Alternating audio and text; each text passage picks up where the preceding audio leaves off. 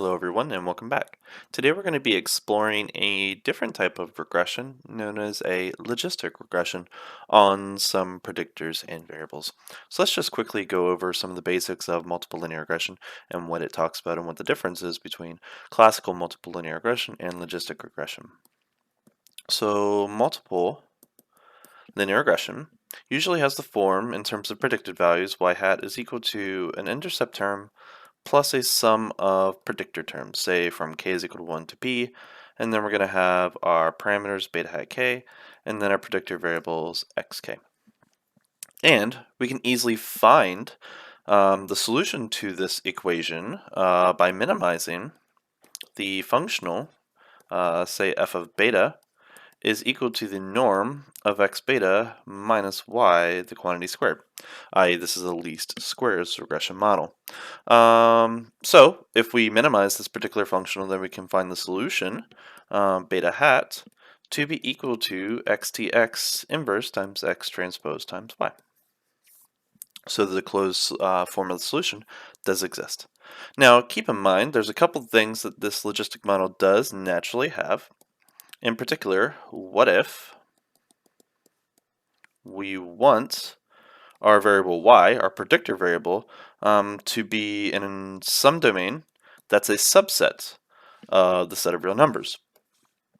First basic example, let's assume we want that domain to be, say, from 0 to 1 for probabilities. Is it possible that we can restrict the output of this particular linear combination to be between 0 and 1 and not beyond?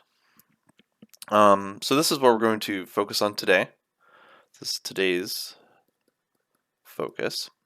But there are several other variations that you could consider. For example, you could do from 0 to 100 for test scores.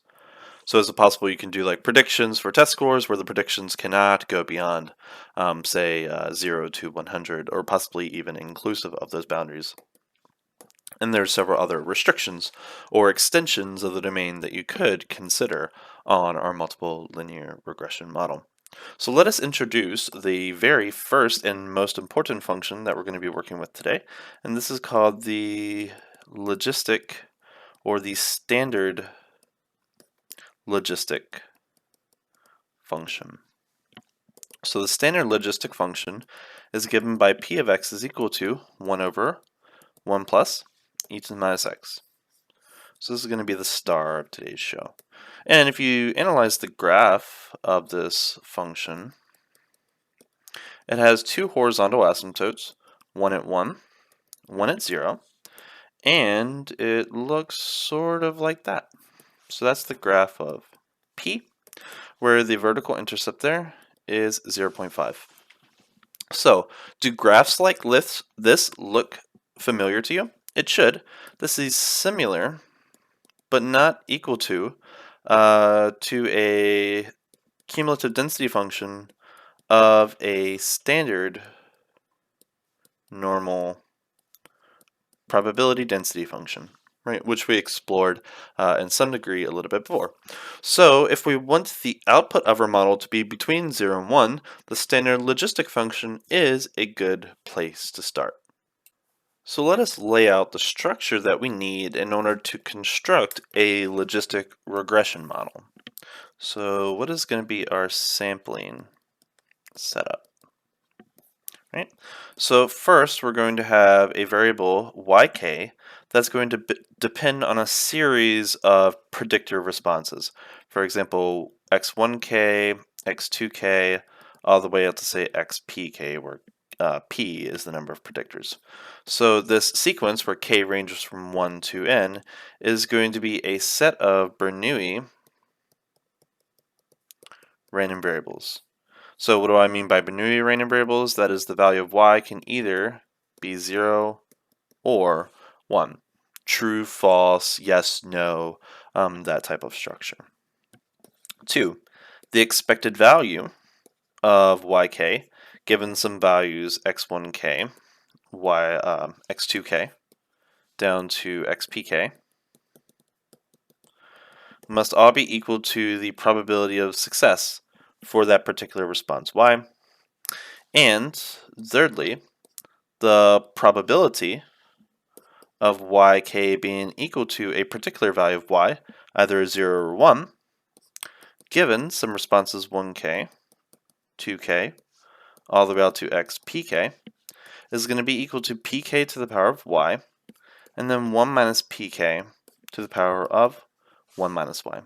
And you should be able to see the connection between these two things if you do so know some basic probability.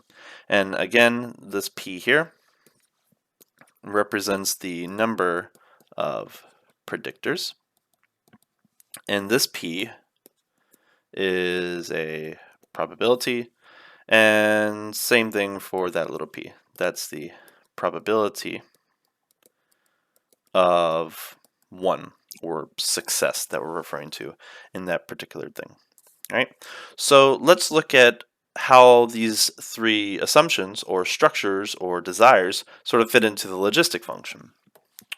So we're trying to estimate a probability, and probabilities are between 0 and 1, and our standardized logistic function satisfies that criteria. So we're going to consider the function p of t, which is going to be equal to 1 over 1 plus e to the minus t, where t is going to be equal to beta 0 plus beta 1 x1 plus beta 2 x2 plus beta p xp. And this is our normal multiple linear regression model from before, right? So we're still going to be sort of doing a similar structure as before. So this, remember, is a parameter.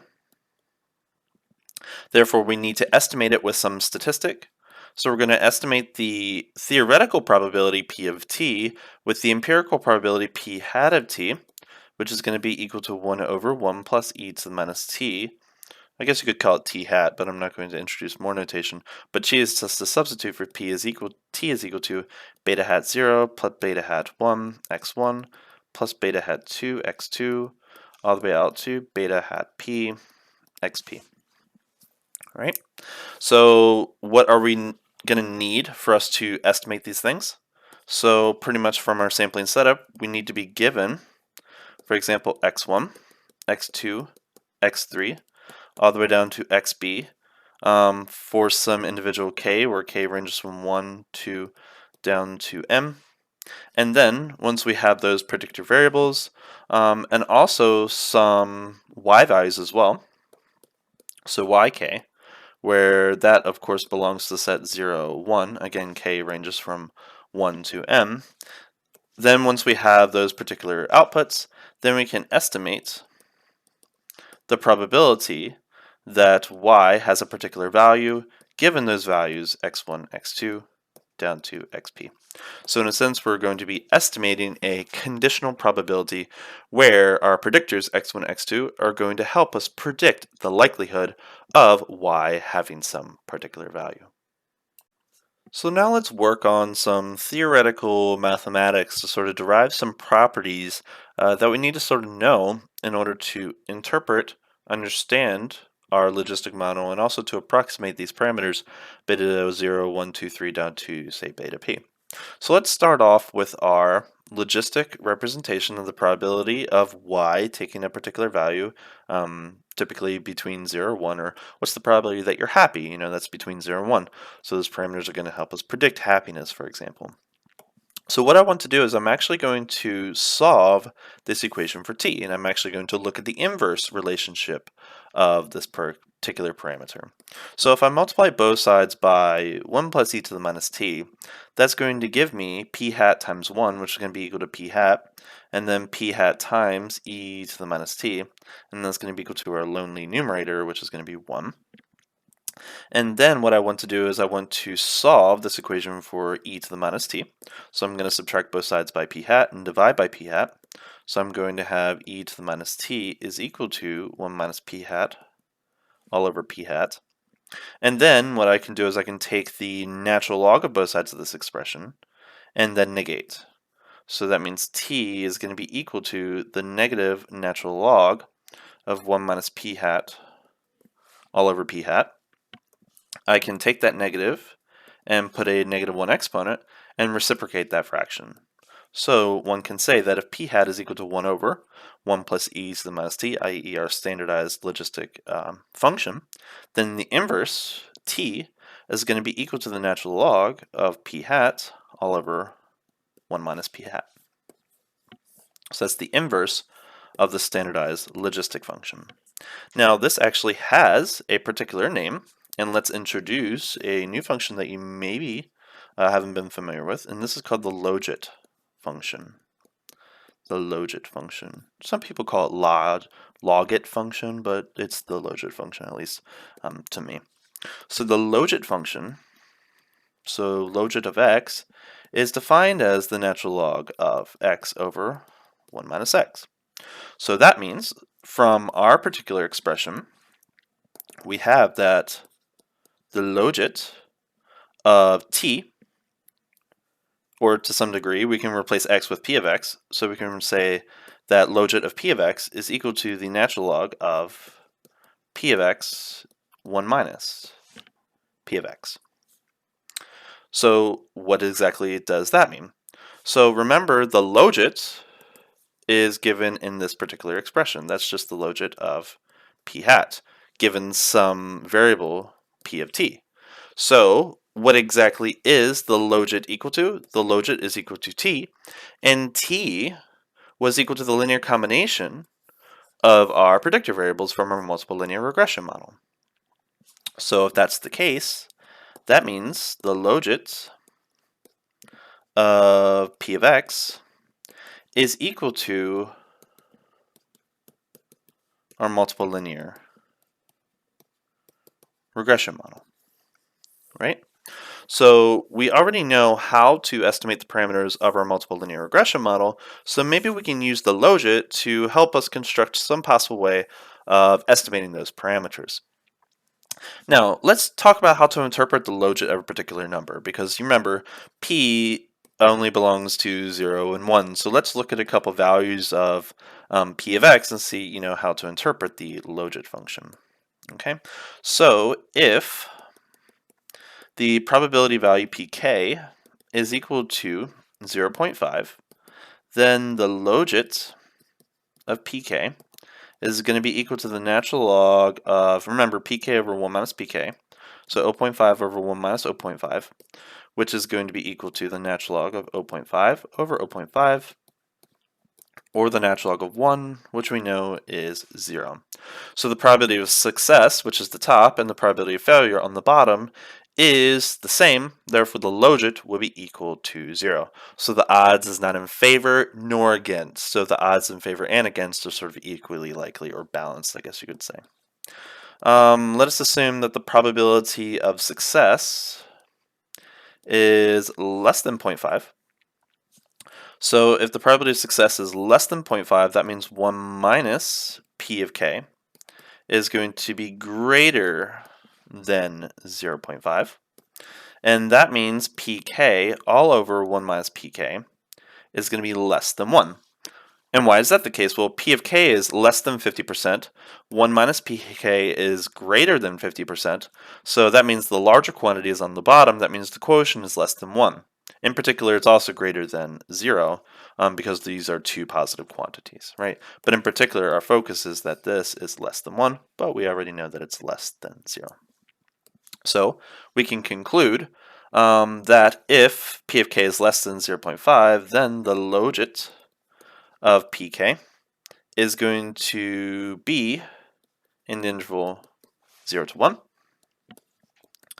And lastly, if p of k, technically speaking, it could be negative. The logit could be negative, yeah, because that could be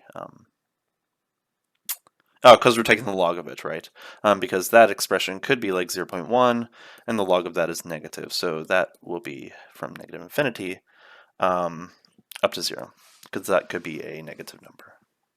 So if we look at the other case, so if pk is greater than 0.5, that means 1 minus pk is going to be less than 0.5.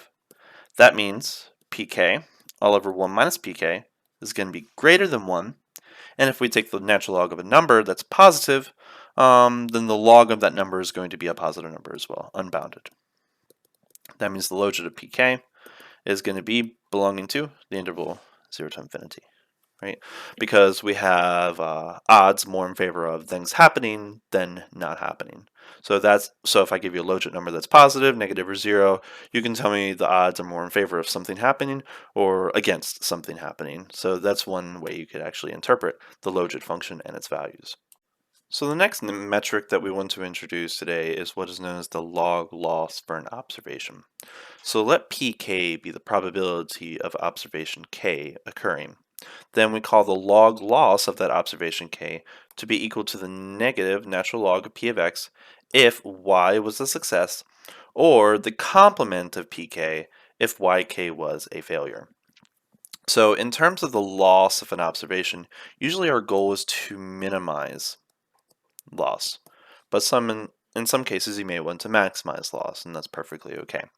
Now, piecewise functions are sometimes annoying, even for people who like math, so it's sometimes useful to combine these two expressions into the same exact form. Keep in mind, y can only be 1 or 0 since it is a Bernoulli random variable, so we can actually define the log loss for an observation k to be equal to negative yk times the natural log of pk minus 1 minus yk times the natural log of 1 minus pk. Notice that when yk is equal to 1, this term disappears and we're just left with the original term that it should be equal to. And when yk is equal to 0, then that term disappears, that's equal to 0, and then we're going to have negative 1 times that term, which is what it should be. So this is a way we can sort of unify those two piecewise functions into the same exact function. So this is what we refer to as the log loss for an observation k, and some people also refer to this as the negative log likelihood, which most people try to minimize. Now, let's just quickly refer to our least squares regression to sort of get some motivation here. So for least squares regression, our goal is to minimize the sum of squared residuals, or the error sum of squares, which is going to be the sum from k is equal to 1 to n of yk minus y hat k squared. Right? And we can solve that minimization problem, as we already mentioned. Beta hat is just going to be equal to beta, or xtx, x transpose x inverse xty. And also keep in mind, there are betas in this particular metric. So if anything, this is a particular functional of beta because our predictor variables have, for example, our beta hats in them. Right? So we're trying to minimize that function of beta hat, and the solution of that functional minimization is going to be beta hat is equal to xtx inverse xty. Now for logistic regression, what is our goal in terms of minimization? So for log or logistic regression, our goal is to minimize log loss. Or what you can do is maximize its complement.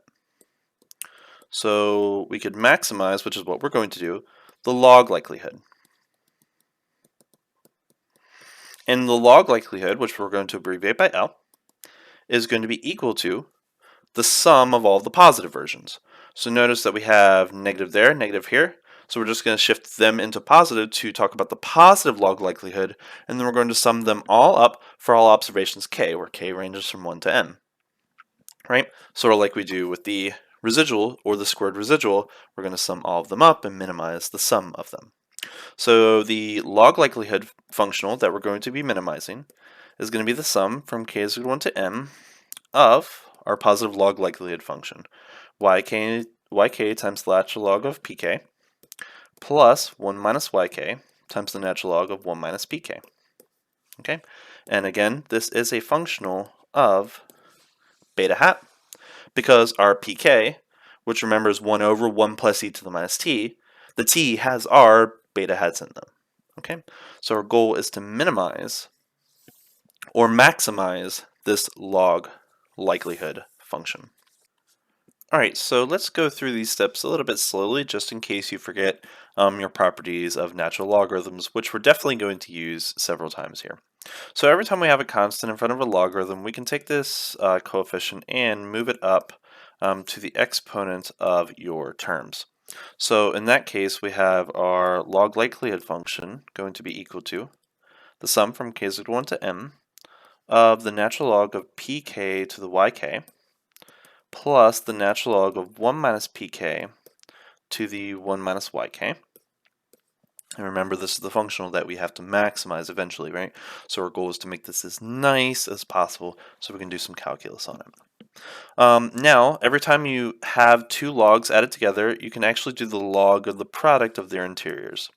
So we can write L to be equal to the sum from k is equal to 1 to m of the natural log of the product of those things. So pk yk times 1 minus pk 1 minus yk. Does that expression look familiar? It should.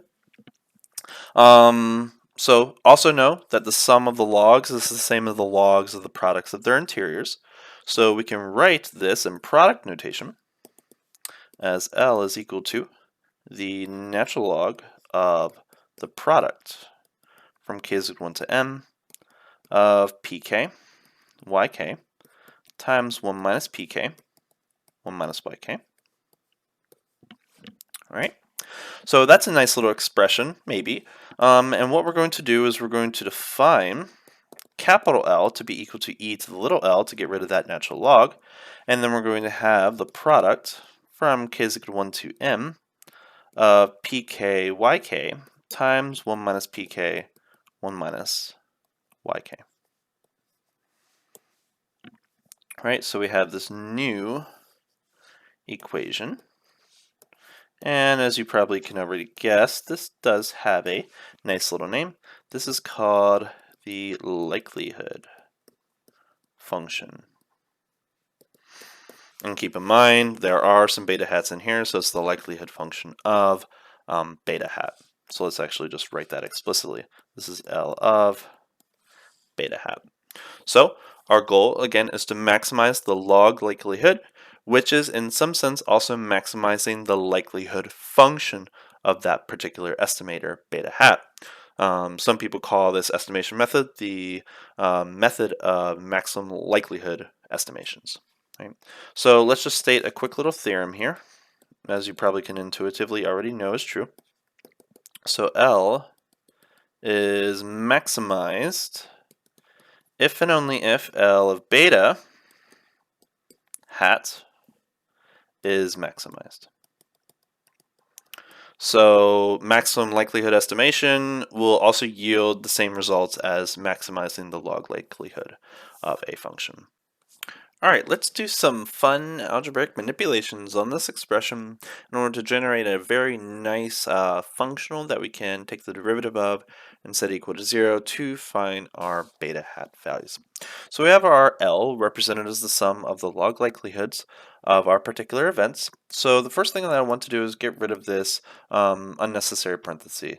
So I'm going to distribute my natural log to the 1 and the negative yk.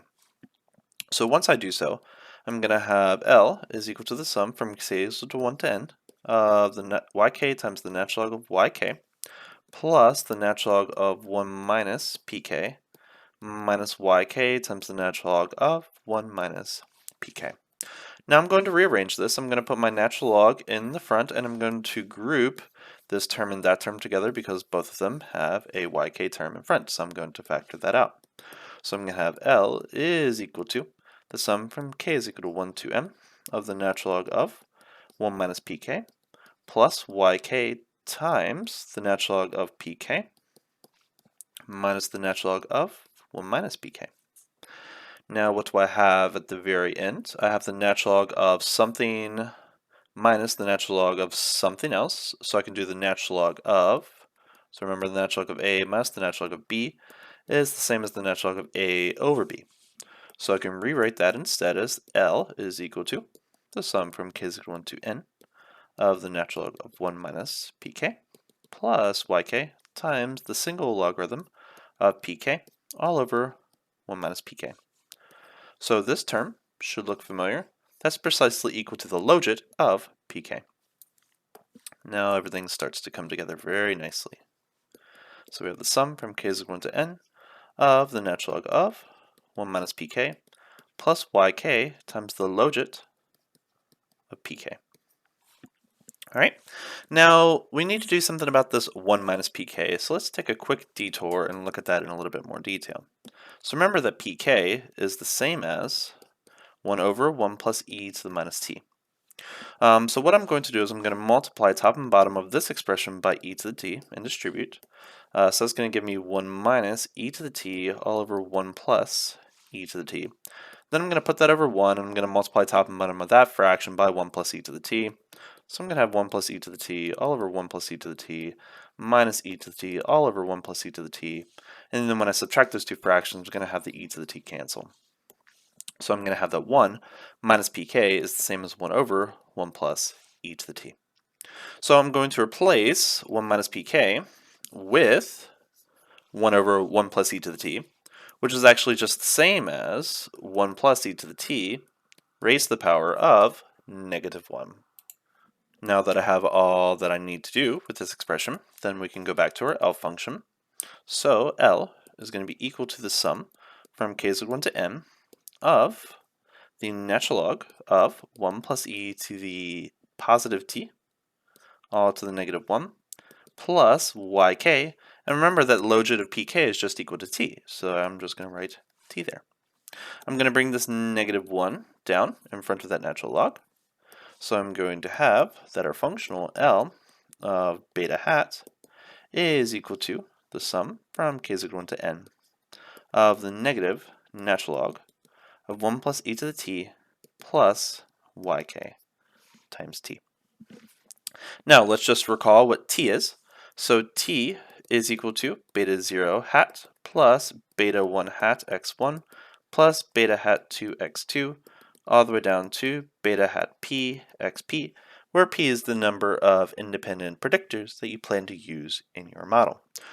So what I'm going to do is I'm actually just going to compactify the remaining term of this, not including the intercept, as just, let's write it as xk times beta, just to be clear. It's not the same x because usually we include x to include the intercept term. So the first column of this is not ones, but it's going to be the values associated to x1, for example. So if I rewrite our functional L beta hat, I'm going to have L beta hat is equal to the sum from k is equal to 1 to n of negative natural log 1 plus e to the t, but t is equal to beta hat 0 plus xk beta hat. And then we have, let's actually do the sum over here.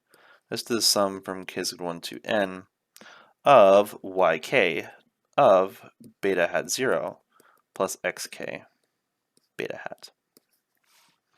Okay?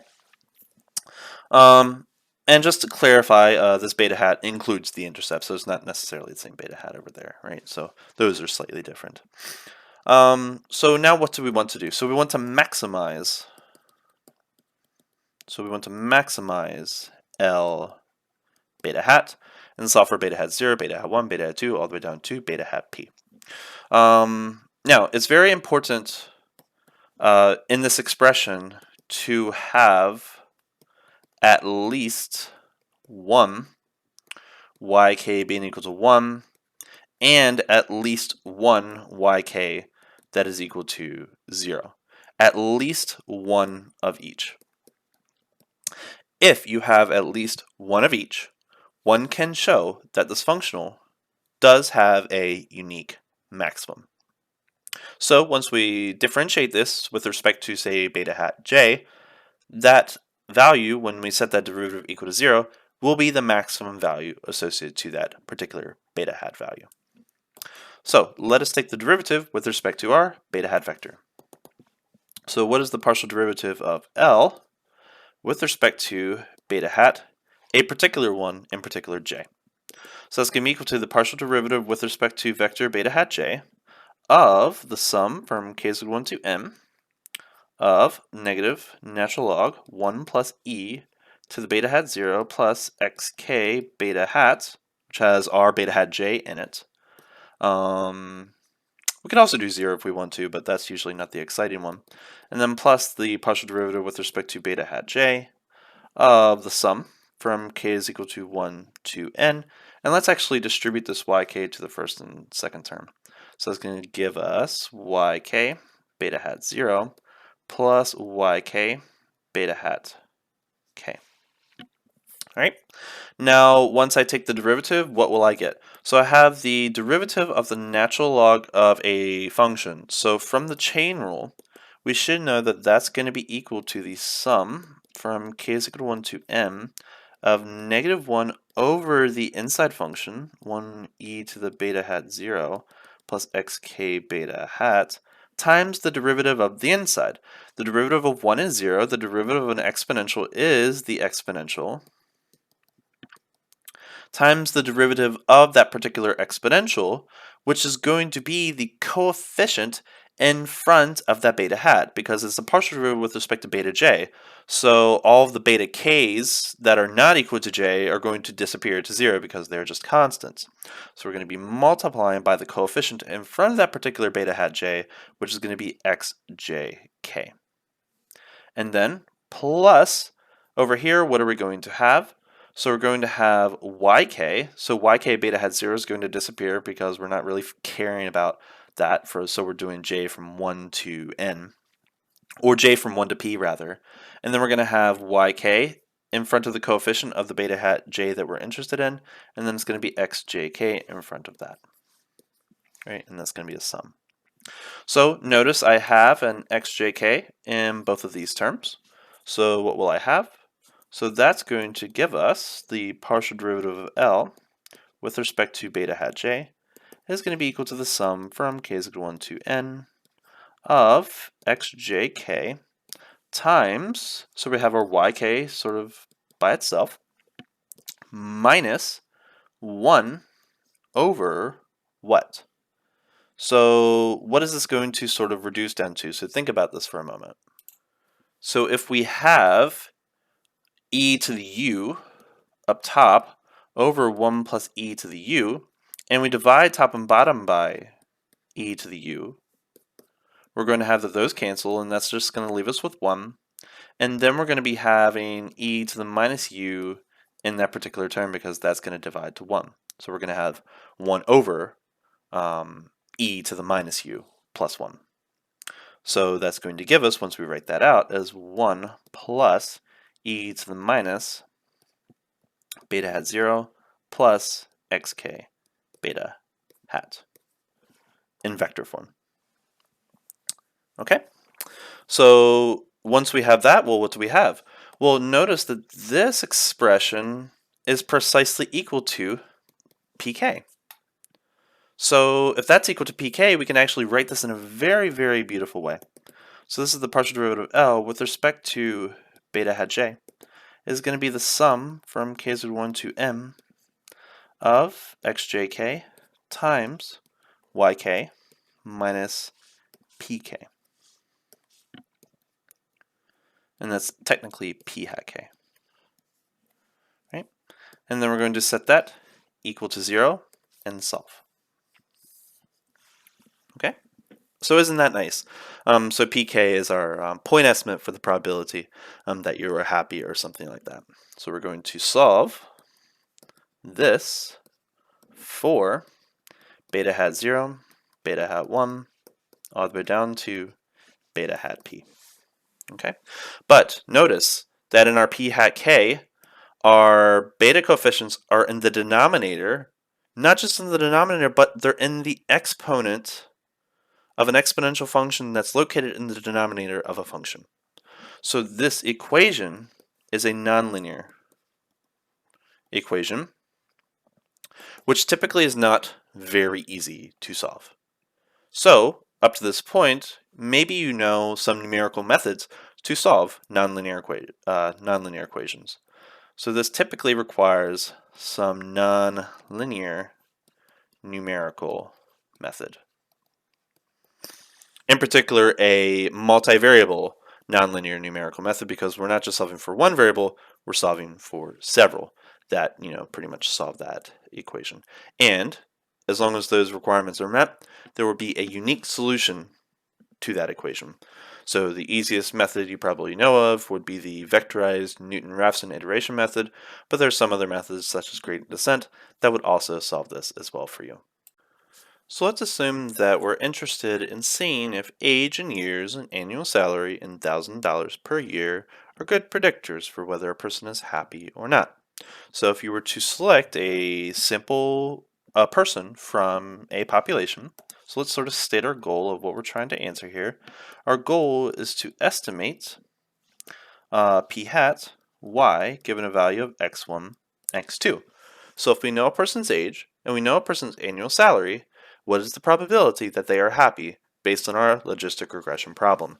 And keep in mind, p hat, at least in our form for our logistic regression approach, is going to be of the form 1 plus e to the minus beta hat 0 plus beta hat 1 x1 plus beta hat 2 x2. So that is our logistic model. So our first goal is to estimate these parameters, beta hat 0, beta hat 1, and beta hat 2. So let's formally state out which equations we need to solve so that you could put them in your non-linear numerical solver. So our goal is to solve the following equations.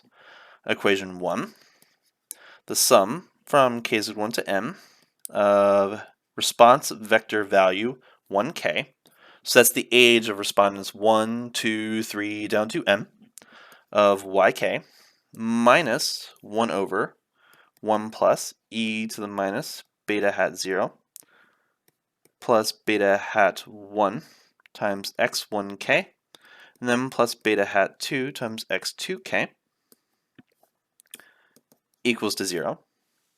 And then we have the sum from k is equal to 1 to n of x2k of yk minus 1 over 1 plus e to the minus beta hat 0 plus beta hat 1 x2k or x1k plus beta hat 2 times x2k is equal to 0. So notice the only difference here is this particular value, right? Because x1k, x2k are present in both of those terms. Yk is the same for those, so the difference between these two equations is those.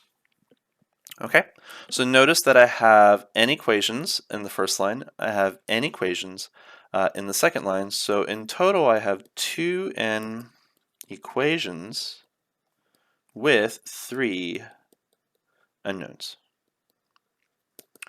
right? And you should be able to solve that particular system via some nonlinear solver.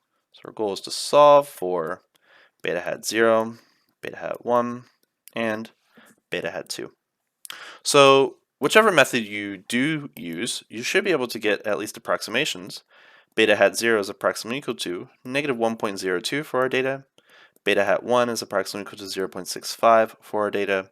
And beta hat 2 will be approximately negative 0.32 for our data. That means our logistic model for probabilities, p hat for y, given some x1 and x2 values, is going to be equal to 1 over 1 plus e. Usually we distribute that negative sign that's there, changing the coefficient signs for our coefficients. So it's going to be 1.02 for our intercept minus 0.65 x1 plus 0.32 x2. And that is our logistic model for predictions. So for example, if we have x1, which is equal to a 21-year-old, and let's assume that they make, say, 32k per year. If you plug in 21 and 32 into our x1 and x2 values, you'll find that the probability that that person is happy based upon these conditions is going to be approximately equal to 0.9278. It's not that they will, but on chance, if you were to sample a bunch of 21-year-olds with a $32,000 salary, approximately 92% of them will be happy, according to this logistic model interpretation. So, how do we assess the quality of this particular logistic regression model? So one thing you could do is sort of approach it just like we did for our multiple linear regression model. First, calculate your predicted values based upon your model, because we have a bunch of x1 and x2 values, we can plug them each into our logistic model and see what the associated predicted values are. We have our theoretical values because we either observed that our person was happy or they were not, so our theoretical values are always going to be 1 or 0. And then we can look at the square difference between them, or the sum of square differences.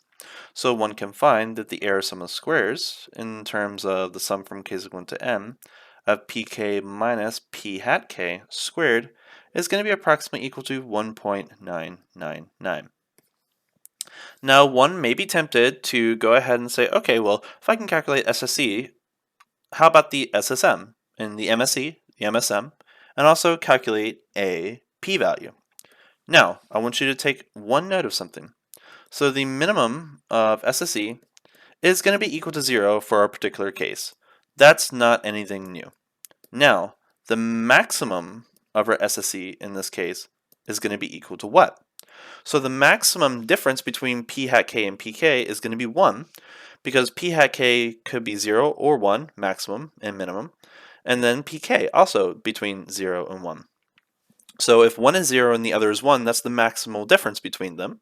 So the maximal difference between p hat k and pk will be 1, and 1 squared is going to be 1. And then you're going to have 9 entries, or n entries, in your SSE term. So the maximum value of SSE in this case is going to be equal to m, which is not necessarily equal to the SST, right? And you could sort of think about what SST would be in this particular case. So you have a little bit of different analysis in this particular world. Also, p hat k is going to be a random variable.